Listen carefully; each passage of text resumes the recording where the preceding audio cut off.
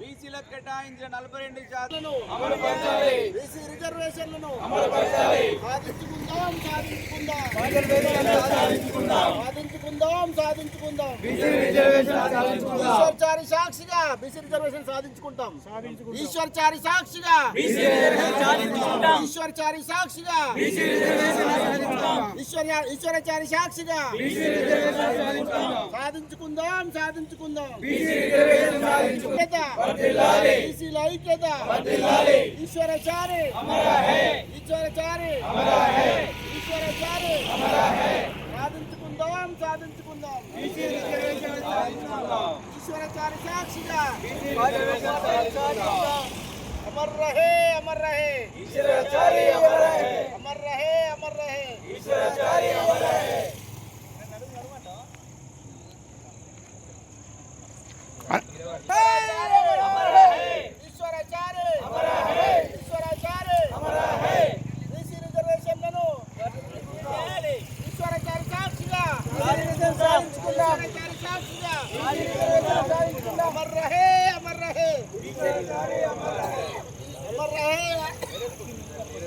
మన ఈశ్వరాచారి గారు 42% అమలు కాదేమో అని బాధపడి ఆత్మ బలిదానం చేసుకోవడం జరిగింది.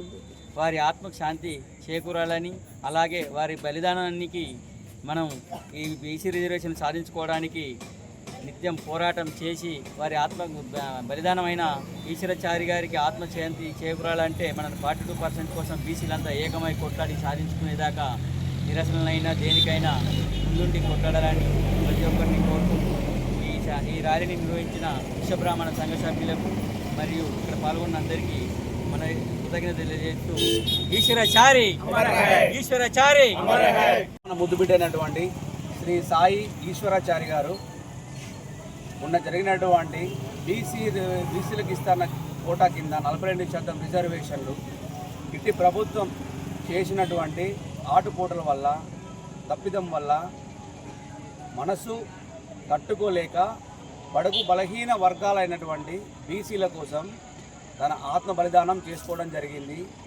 ఆనాడు జరిగినటువంటి తెలంగాణ రాష్ట్ర సాధనలో శ్రీ కాసు శ్రీకాంతాచారి గారు ఆత్మ బలిదానం చేసుకున్నారు. అదేవిధంగా ఈరోజు జరుగుతున్నటువంటి బీసీల జరుగుతున్నటువంటి అన్యాయాలను ఉద్దేశించి ఈ ప్రభుత్వం చేసినటువంటి తప్పిదం వల్ల ఈరోజు ఆత్మ బలిదానం చేసుకోవడం జరిగింది.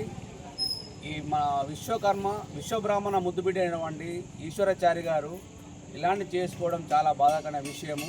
ఇలాంటి అమరుడైనటువంటి శ్రీ ఈశ్వరాచారి గారికి విశ్వబ్రాహ్మణ సంఘం ఎల్లవేళలా అతని కోసం విషయాల కోసం పోరాడుతూనే ఉంటుందని మా గొల్లపల్లి విశ్వబ్రాహ్మణ సంఘం అధ్యక్షునిగా నేను